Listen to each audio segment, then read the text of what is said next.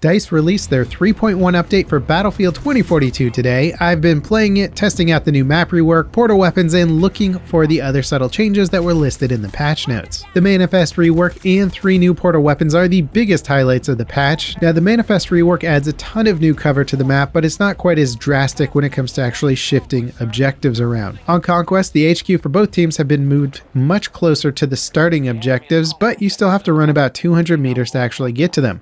That really slows down the opening moments of a match, even though it is an improvement over the 300 plus meters that you had to run before. Some of the objectives are a little closer together and surrounded by new cover. The containers around objectives and between them have been totally reworked with new player pathways through them and easier to access elevated position. There seems to be a lot more flanking routes throughout the map that provided enough cover to get between objectives without the constant threat of enemy vision. However, it's still McKay and Sundance's playground. Other specialists will feel at an extreme disadvantage since you can't really mantle individual shipping containers, which makes up the majority of the cover in the map. So being able to zip line to elevated positions or wingsuit around the map gives you a huge advantage over basically any other specialist. Also, the general time it takes to move between objectives is still pretty long, and I'm honestly surprised that DICE didn't add in a lot more zip line opportunities. As infantry, you simply don't have the speed to react or defend objectives in time. It's a long trek to get anywhere, so if something's being attacked or defended, you're usually not going to show up in time. Now, as for the specific modes, there's a dedicated playlist for Conquest and Rush that rotate between Spearhead and Manifest. On Rush, the changes actually really do stack up. Each MCOM placement is in a logical and fortified position that gives both teams great PTFO opportunities, and the new cover makes it so much better to go from one MCOM to the next.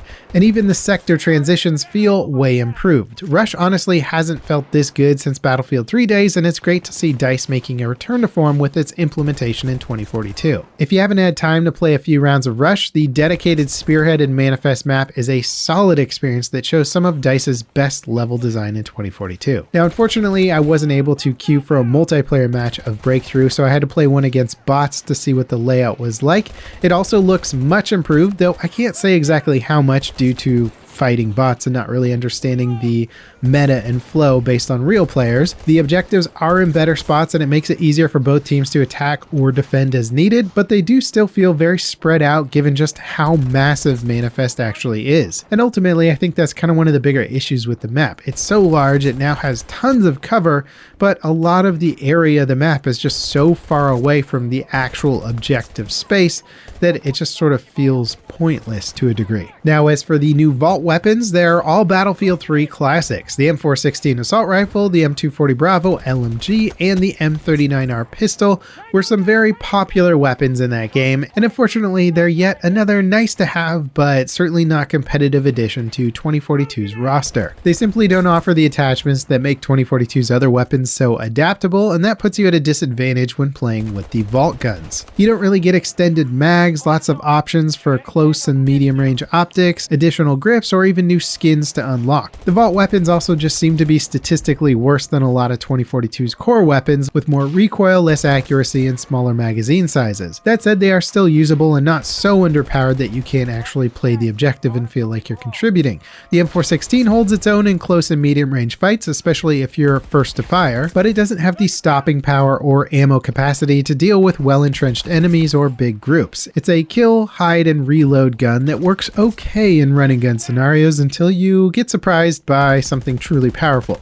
The M39R has a lot of recoil, but it is good for the quick swap kill, just don't expect to stay on target easily. And the M240 Bravo has a ton of recoil, making it very challenging to push its range and versatility. Surprisingly, it's decent with hipfire, but a long shot from being competitive with the current lineup of LMGs. Now, the update 3.1 patch notes lists several improvements to weapon animations. They must be subtle as I didn't pick up on anything specific. The rest of the patch notes are dedicated to just a ton of bug fixes that for the most part I'm not going to bore you with today, but you're welcome to read over the patch notes for yourself.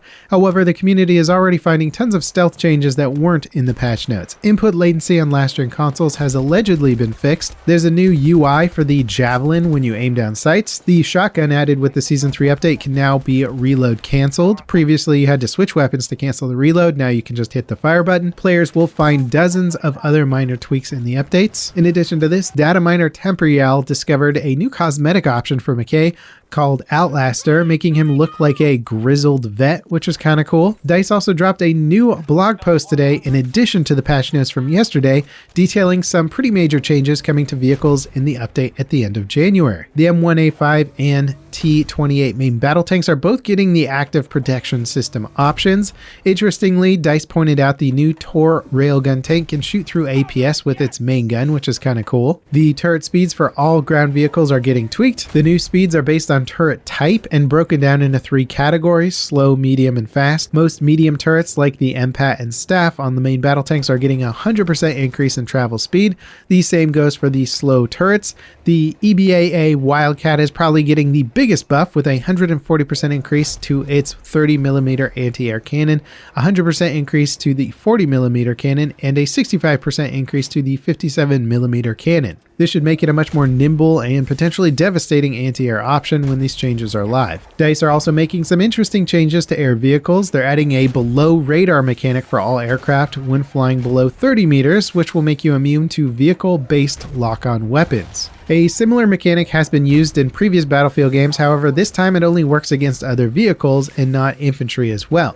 Helicopters are getting a new height limit to avoid situations in which they can fly so high that nothing on the ground can actually lock onto them. Overall, 3.1 seems like another solid patch that improves the game across the board. The portal weapons are still somewhat disappointing in my opinion and offer a little more to the game than just nostalgic choices. I would certainly prefer guns that could use the standard 2042 attachments, allowing for more customization and a sense of modernization as well. Now, Manifest is unquestionably better than it was before. However, I think the pacing of the map on Conquest is the weakest point of it. I find it pretty unenjoyable to try and move around the map with any class other than Sundance or McKay. The linear modes like Rush and Breakthrough seem like they are a much bigger improvement versus Conquest, and they generally don't suffer from the same issues, but I think DICE could take this map a step further and look for more zipline options to help other infantry classes get around quicker. It is cool to see that DICE is continuing to tweak the other map reworks as well. This has not been something that they've traditionally focused on in the past, so I think there's a good chance that they could continue to tweak Manifest as well. Now, the next major patch is bringing the Specialist rework, and I'm anticipating that changing so many things about the game. It'll be very interesting to see what Specialists become more popular and how the anti-vehicle gameplay evolves. I'm anticipating some interesting stuff like the transport helicopters being repaired much more frequently due to the amount of repair tools in the game, a lot more spawn beacons around the map due to all the recon classes getting them,